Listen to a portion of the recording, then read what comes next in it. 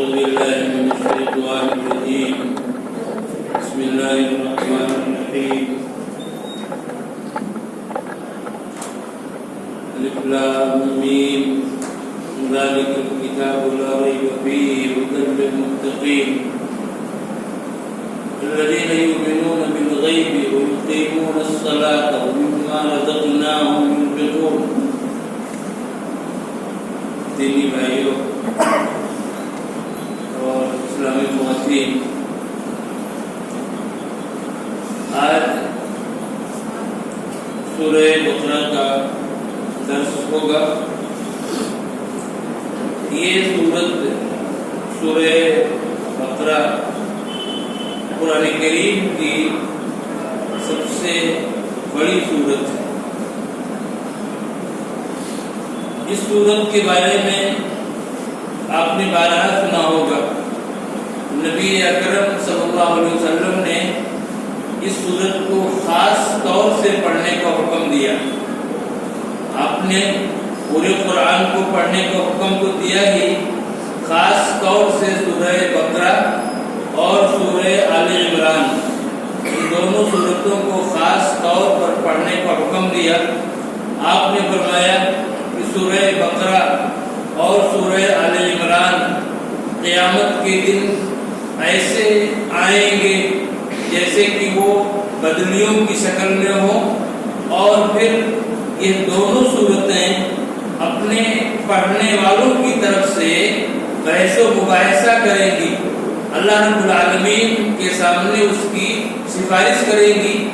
اور آپ نے یہ فرمایا کہ سورہ بقرہ کو پڑھنا یہ برکت کا باعث ہے، برکت اس سے حاصل ہوتی ہے، اور اس سورت کو چھوڑ دینا یہ حسرت، افسوس اور ندامت کا باعث ہے.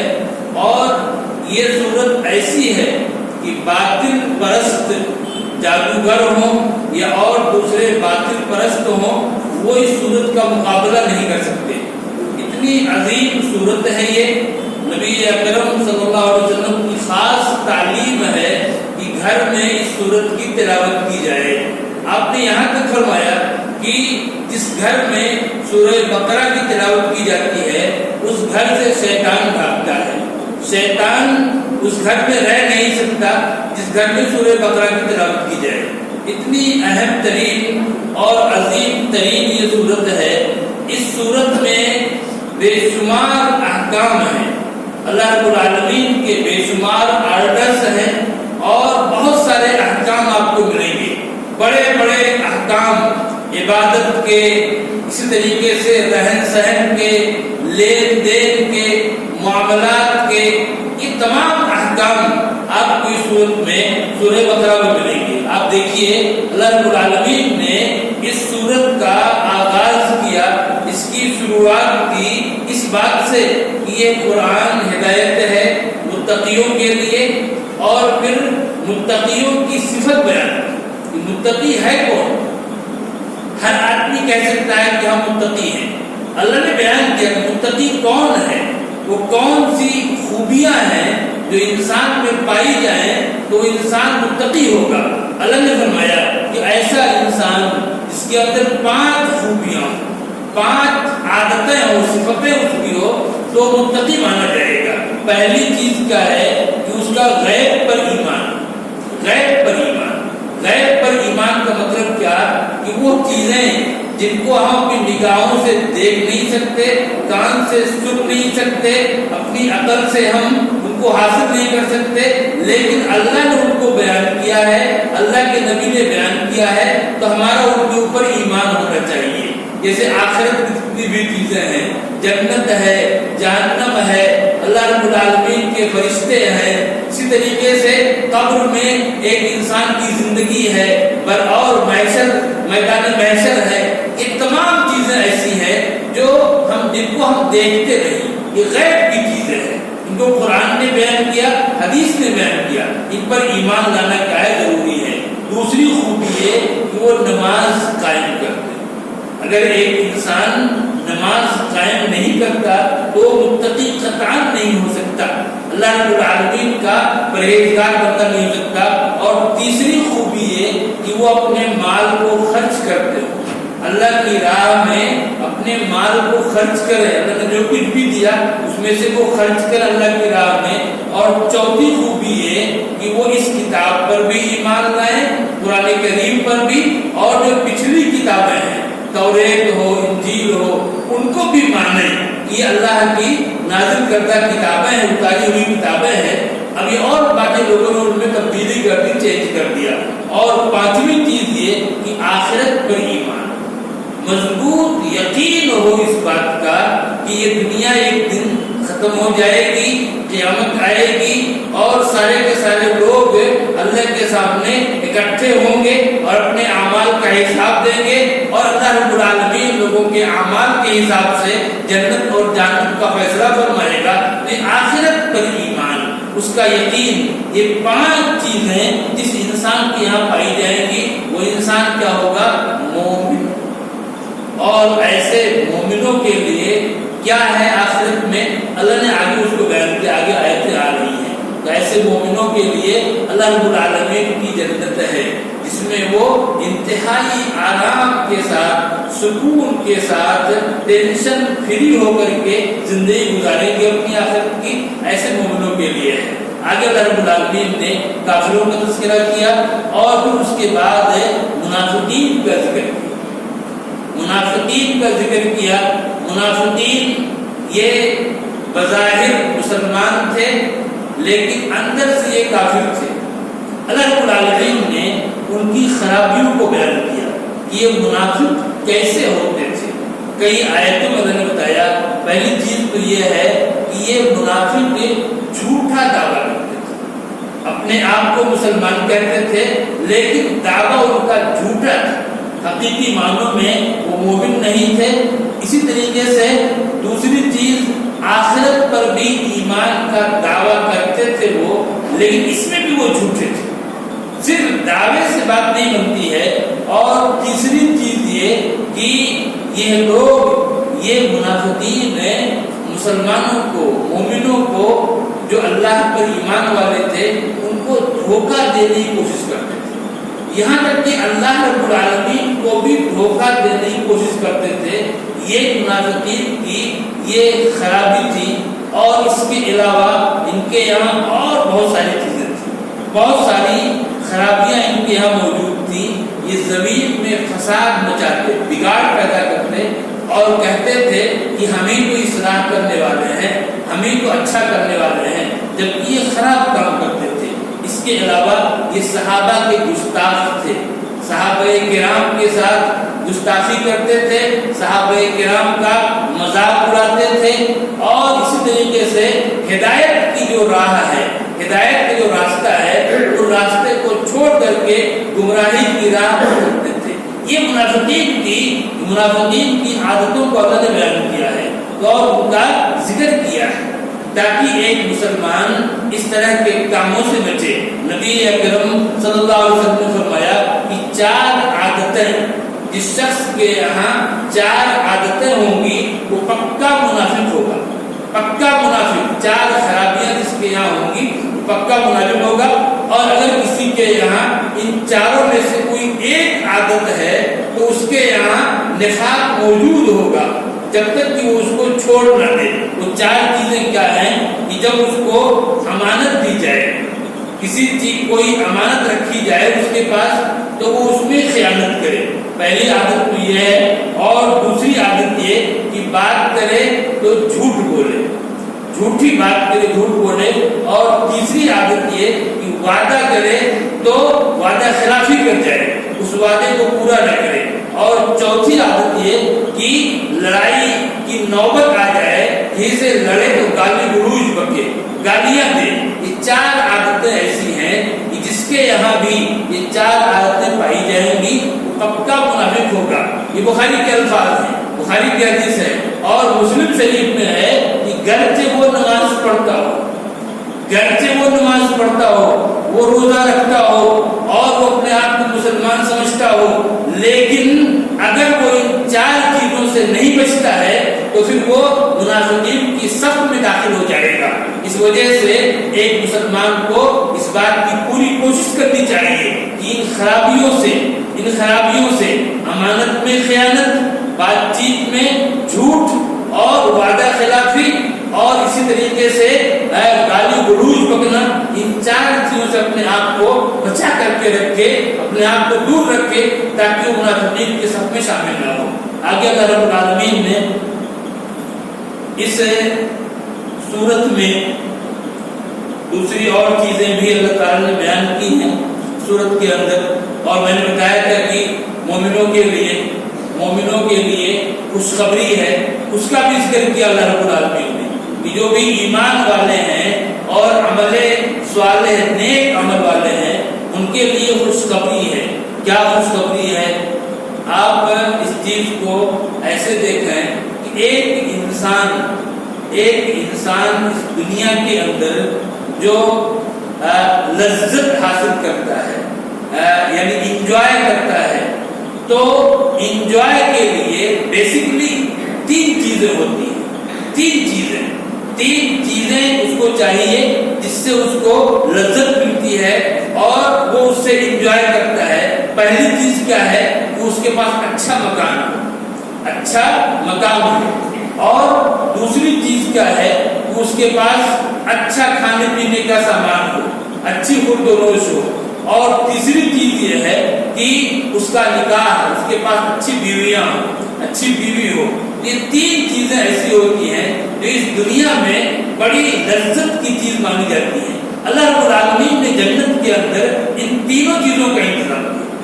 اس کا ذکر اللہ نے کیا یہاں پر کہ ایمان والوں کے لیے کیسے گھر ہوں گے، جنات تجری من تحتہا الانہار، ایسے باغات ہوں گے جن میں نیچے سے نہریں بہ رہی ہوں گی۔ ایک تو یہ ہے، اور پھر ان کی روزی کیسی ہوگی؟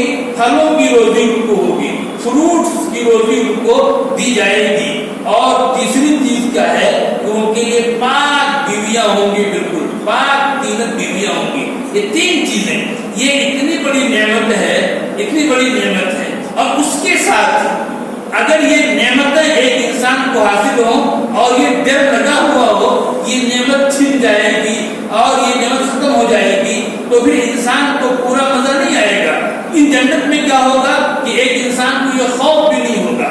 اللہ نے کہا کہ وہ اس میں ہمیشہ رہیں گے۔ تو یہ اہل ایمان کے لیے اللہ تعالیٰ نے تیار کر رکھا ہے، اور یہ باتیں اس لیے بتائی جا رہی ہیں کہ ہم اس جنت کے لیے کوشش کریں، اس کی فکر کریں۔ آگے اللہ رب العالمین نے انسانی زندگی کا آغاز کیسے ہوا، انسانی زندگی کی شروعات، اس کی اسٹارٹنگ کیسے ہوئی، اللہ نے اس چیز کو بیان کیا ہے۔ حضرت آدم علیہ السلام کو اللہ نے پیدا کیا، بنایا، ان کا پتلا اور پھر جنت میں ان کو ٹھہرایا، پھر ابلیس نے ان کو بہکایا۔ اللہ نے ان تمام چیزوں کو بیان کیا ہے کہ کیسے ایک انسان کی زندگی کی شروعات ہوئی، اور یہ اسلام ہے، یہ اسلام بتاتا ہے کہ ایک انسان یہ ایک نبی کی اولاد ہے۔ یہ دنیا میں کتنے نظریات ایسے ہیں جو انسان کو نہ جانے کس شکل میں پیش کرتے ہیں، لیکن اسلام نے یہ نظریہ پیش کیا ہے۔ تو اللہ نے اس چیز کو بیان کیا، اور پھر آگے میں نے آپ کو بتایا تھا کہ اس صورت میں یہود کا تذکرہ ہے، اور بہت تفصیل سے ان کو ذکر کیا گیا ہے، یعنی بنو اسرائیل کا۔ اور میں آپ کو بتا دوں کہ اللہ رب العالمین نے ہر زمانے میں ہر وقت اللہ تعالیٰ نے کسی نہ کسی قوم کو بہت زیادہ عزت دی، بہت عزت۔ ہر زمانے میں ایسا ہوا کہ اس قوم کو عزت دی، پھر جب اس قوم نے اللہ کی نافرمانی کی، اللہ رب العالمین نے اس کو ذلیل کیا، اور پھر دوسری قوم کو عزت دی۔ بالکل یہی معاملہ ہوا۔ ایک ٹائم ایسا تھا کہ اللہ رب العالمین نے بنی اسرائیل کو بڑی عزت، ہر ایک پہ کو فضیلت دی۔ بنی اسرائیل کو، یہود کو، بنی اسرائیل کو اللہ رب العالمین نے بڑی عزت دی، لیکن جب انہوں نے اللہ رب العالمین کی نافرمانی کی، سرکشی کی، اللہ رب العالمین کے احکام کو چھوڑا، تو پھر اللہ رب العالمین نے اس منصب کو جو امامت کو حاصل تھی، امامت حاصل تھی، انہی میں انبیاء تھے، ان میں بڑے بڑے بادشاہ تھے، تمام چیزیں تھیں، اس منصب کو اللہ رب العالمین ان سے چھین لیا اور ان سے چھین کر کے پھر اس منصب کو بنو اسماعیل کو دیا۔ حضرت اسماعیل علیہ السلام کی اولاد جن کی نسل سے ہمارے نبی صلی اللہ علیہ وسلم ہیں، تو ہمارے نبی صلی اللہ علیہ وسلم اور آپ کی امت کو یہ منصب عطا کیا گیا۔ جب بنی اسرائیل نے سرکشی پہ سرکشی کی، اللہ کی نافرمانی کی، اللہ نے اس مقام کو ان سے چھین لیا اور پھر امت محمدیہ کو مقام عطا کیا۔ اب یہ مقام، امامت کا یہ مقام، یہ فضیلت، یہ برتری اس امت کو حاصل ہے، اس امت کو، اور قیامت تک یہ فضیلت اس امت کو حاصل رہے گی۔ اب اس کے بعد کوئی دوسرا نبی آنے والا نہیں ہے، اس امت کو حاصل رہے گی یہ فضیلت برتری۔ اللہ رب العالمین نے یہاں پر یہود کا تذکرہ کیا ہے اور ان کے اندر بہت ساری خرابیاں تھیں، ان کو ذکر کیا ہے۔ اللہ نے بہت انعام کیا ان کو، یہود کے اوپر بنی اسرائیل بہت انعام کیا۔ ان کے آنکھوں کے سامنے ان کے سب سے بڑے دشمن فرعون کو ڈبو دیا، یہ اللہ رب العالمین کا ان کے اوپر احسان تھا، ان کے اوپر انعام کیا۔ فرعون جیسے ظالم و ظالم بادشاہ کو ڈبو دیا اور پھر بنی اسرائیل کو اللہ رب العالمین نے تورات جیسی اپنی عظیم کتاب دی، اللہ کی اتاری ہوئی کتاب تورات ان کو عطا کی۔ لیکن ان لوگوں نے اتنے بڑے انعام کے بعد اللہ رب العالمین کی عبادت کے بجائے بچڑے کی پوجا کی، اپنے ہاتھ سے اس بچڑے کو بنایا اور اس بچڑے کی پوجا کی۔ یہ ان کی بدمعاشی تھی اور یہ ان کی شرارت تھی۔ اللہ رب العالمین نے اس چیز کو یہاں پر ذکر کیا ہے۔ اور اسی طریقے سے موسیٰ علیہ السلام جب تورات کو لینے جا رہے تھے تو اپنی قوم کے 70 لوگ جو بہت ہی اچھے تھے اور بڑے سمجھدار تھے، چنے ہوئے تھے، 70 لوگوں کو لے کر کے گئے وہاں طور پہ تورات کو لینے کے لیے۔ اللہ رب العالمین نے تورات کو اتارا اور ان 70 لوگوں کو اس پر گواہ بنایا۔ تو یہ جو بنی اسرائیل کے بہت سلیکٹڈ لوگ تھے، ان لوگوں نے کہا کہ ہم ایسے نہیں مانیں گے، ہم ایسے نہیں مانیں گے جب تک ہم اللہ کو دیکھ نہ لیں اپنے سامنے، اس وقت تک مان نہیں سکتے۔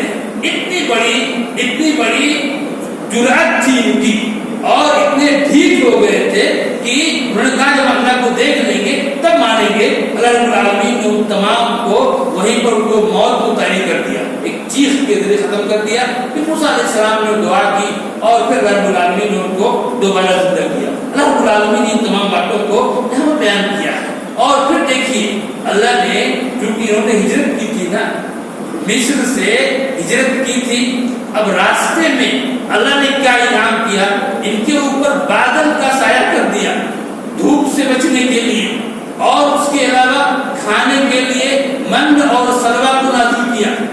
من اور نہایت ہی لذیذ چیز تھی کھانے کی، اس کو ان کے لیے اتارا اللہ رب العالمین نے۔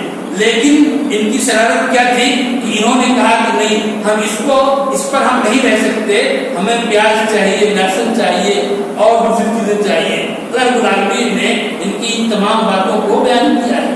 اور اس طریقے سے ان لوگوں نے ہیلا کیا، اللہ کے احکام میں ان لوگوں نے ہیلا کیا۔ ہوا کیا تھا، اللہ رب العالمین نے ان کے اوپر بھی جمعہ کے دن خاص عبادت کو فرض کیا تھا۔ جیسے ہم مسلمانوں کے اوپر فرض ہے کہ جمعہ کے دن ہم اس کی خاص عبادت کریں، ویسے ہی یہود پر فرض کیا گیا تھا، لیکن انہوں نے اس کا انکار کیا، جمعہ کے دن کو قبول نہیں کیا۔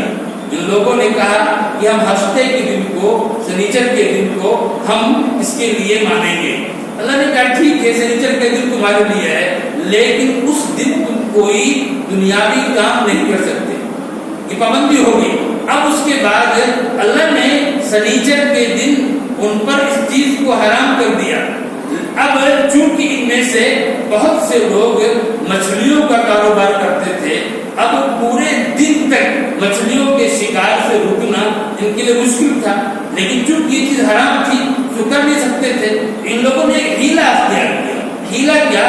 ان لوگوں نے دریا کے کنارے بڑے بڑے گڈھے بنائے اور ہفتے کے دن اس دریا کے پانی کو گڈھوں کی طرف موڑ دیا۔ جب پانی گڈھوں میں آئے تو اس پانی کے ساتھ مچھلیاں بھی آئیں۔ اب وہ مچھلیاں ان کے اندر آ گئیں تو ان کو اسی میں ہفتے کو بند کر دیا۔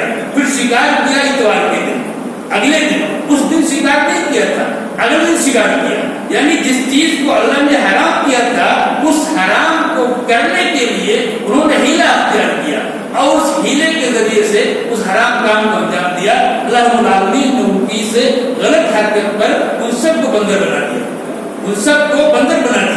اور اس میں تنبیہ ہے مسلمانوں کے لیے۔ آج بہت سارے مسلمان ایسے ہیں جو ان چیزوں کو، ان کاموں کو جن کو اللہ نے حرام قرار دیا ہے، ان کو طرح طرح کے ہیلوں سے، بہانوں سے ان کو کرنے کی کوشش کرتے ہیں اور اس کے اندر نہ جانے کیسی ترکیبیں اختیار کرتے ہیں۔ آج اس طرح سود کی اور اس کی جو ہے جوئے کی نہ جانے کتنی شکلیں نکل کے سامنے آ رہی ہیں اور لوگ اس کو اختیار کرتے ہیں۔ ان تمام ہیلوں سے بچنے کی ضرورت ہے۔ یہ ہیلے ایک انسان کے دین کو برباد کرتے ہیں اور اس کو تباہ کر دیتے ہیں۔ اللہ رب العالمین نے اس صورت میں یہود کے عقائد کو بیان کیا ہے اور پھر اللہ رب العالمین نے اس صورت میں ابراہیم علیہ السلام نے پیغمبر حضرت ابراہیم علیہ السلام اور ان کے فرزند حضرت اسماعیل علیہ السلام کا تذکرہ کیا ہے، ان کی شان کو بیان کیا ہے، کیسے انہوں نے اللہ کے دین کا کام کیا اور اپنے آپ کو اللہ کے دین کے لیے لگا دیا۔ خانہ کعبہ کی تعمیر کی ان دونوں باپ اور بیٹوں نے، کوئی ساتھ میں کوئی مزدور نہیں، کوئی لیبر نہیں، اللہ کے گھر کی تعمیر ان دونوں نے کی۔ اور اتنا بڑا گھر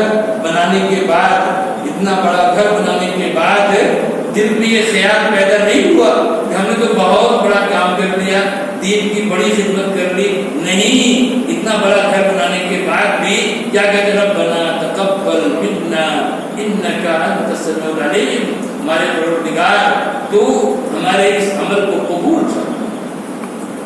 عمل کو قبول فرما لے، بے شک تو سننے والا اور جاننے والا ہے۔ یعنی ایک انسان کی، ایک مسلمان کی شان ہی ہونی چاہیے، بڑا سے بڑا وہ دین کا کام کر جائے لیکن دل میں یہ احساس ہمیشہ رہے کہ ہم نے بہت چھوٹا کیا ہے، دل میں یہ احساس ہو کہ رب کی بارگاہ میں قبول بھی ہوا کہ نہیں ہوا، اس کام کو کرنے کے بعد بھی وہ رب سے دعا کرتا رہے کہ اللہ تو قبول فرما لے۔ دکھاتے ہیں، عمرے پہ جاتے ہیں، حج پہ جاتے ہیں اور کس طرح سے فوٹوگرافی کرتے ہیں، سیلفی لیتے اور اس کو لے کر کے فیس بک پر، واٹس ایپ پر ڈالتے اس کو اور اس طریقے سے پوری دنیا میں اس کی نمائش کرتے۔ آپ سب اس کو دیکھتے ہوں گے، اس طرح سے لوگ کرتے ہیں۔ یہ چیز کیا ہے؟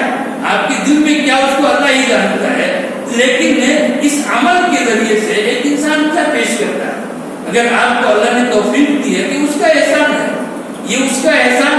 اسے کرنے کے بعد ایک انسان کو دعا کرنی چاہیے کہ اللہ تجھے قبول فرما لے، بہت معمولی چیز ہے، تم نے اور تیری توفیق سے یہ چیز ہے۔ اور اللہ رب العالمین نے یہاں پر حضرت یعقوب علیہ السلام کا ذکر کیا، کیسے انہوں نے اپنی اولاد کو کیسے نصیحت کی، موت کے وقت اپنے بچوں کو بلایا، پوری زندگی تربیت کی، پھر موت کے وقت بچوں کو بلایا اور پوچھا کہ میرے بیٹو اب تو میں دنیا سے جا رہا ہوں، تم بتاؤ میرے بعد تم کس کی عبادت کرو گے؟ بیٹوں کی تربیت اچھی ہوئی تھی اور انہوں نے کہا کہ ہم آپ کے آبا و اجداد ابراہیم، اسماعیل اور اسحاق کے رب ایک اللہ کی عبادت کریں گے۔ یہ دیکھیے کتنی فکر ہے۔ انبیاء کو اپنی اولاد کی، پوری امت کی فکر ہوتی تھی، توحید کی اصل چیز یہ ہے توحید۔ بچوں کی توحید پر تربیت ہونی چاہیے۔ اگر ایک انسان کے یہاں توحید نہیں ہے تو پھر کتنی بھی خوبیاں ہوں وہ سب کی سب بیکار ہیں، اس کو قیامت میں اس کا فائدہ نہیں ہوگا۔ اس وجہ سے یہ توحید بہت بنیادی چیز ہے۔ اور پھر اس پارے کے اخیر میں اللہ نے فرمایا تلک امۃ قد خلت لها ما کسبت ولکم ما کسبتم ولا تسألون عما كانوا يعملون، یعنی اللہ نے یہ بتایا کہ ہر شخص کو اس کا عمل ہی فائدہ دے، اس کا اپنا عمل ہی اس کو فائدہ دے گا۔ ہر شخص کو اللہ نے کہا کہ یہ لوگ گزر چکے، جن کا تذکرہ پیچھے ہوا یہ سب گزر چکے، اور انہوں نے جو کیا وہ ان کے لیے ہے، اور پھر تم جو کرو گے وہ تمہارے لیے ہوگا۔ انہوں نے یہ جو کر رہے تھے اس کے بارے میں مجھے نہیں پوچھا جائے گا۔ تو اس سے اللہ رب العالمین نے پیغام دیا ہے کہ ایک انسان کا جو حساب ہوگا وہ اس کے اپنے عمل کا حساب ہوگا، اس کا حساب ہوگا۔ کوئی بھی شخص اس وجہ سے کل اللہ کے یہاں اس وجہ سے نہیں بچ پائے گا کہ وہ بہت بڑے باپ کا بیٹا ہے، بڑے عالم کا بیٹا ہے، یا بڑے نیک پرہیزگار کا بیٹا ہے، اس کی اولاد ہے، اس لیے وہ نہیں بچ سکتا ہے، بلکہ ہر انسان کے اپنے عمل کا اعتبار ہوگا۔ اس وجہ سے ہر شخص کو کوشش کرنی ہے، محنت کرنی ہے۔ باپ بہت نیک اچھی بات ہے، لیکن اگر بیٹا عمل نہیں کر رہا ہے تو باپ کی نیکیوں سے بیٹے کو فائدہ نہیں ہو سکتا ہے۔ اللہ رب العالمین نے اس چیز کا پیغام دیا ہے، اس وجہ سے ہمیں اس چیز کی پوری کوشش کرنی چاہیے، اور یہ جو احکام ہیں ان احکام پر ہمیں عمل کرنا چاہیے۔ ہم نے یہ بتایا کہ سورت کے اندر اللہ رب العالمین نے بہت سارے احکام اور مسائل کو ذکر کیا ہے۔ انشاءاللہ یہ باتیں ہم کل کے درس میں بھی ذکر کریں گے۔ اللہ رب العالمین ہم کو اور آپ سب کو ان پر عمل کرنے کی توفیق عطا فرمائے۔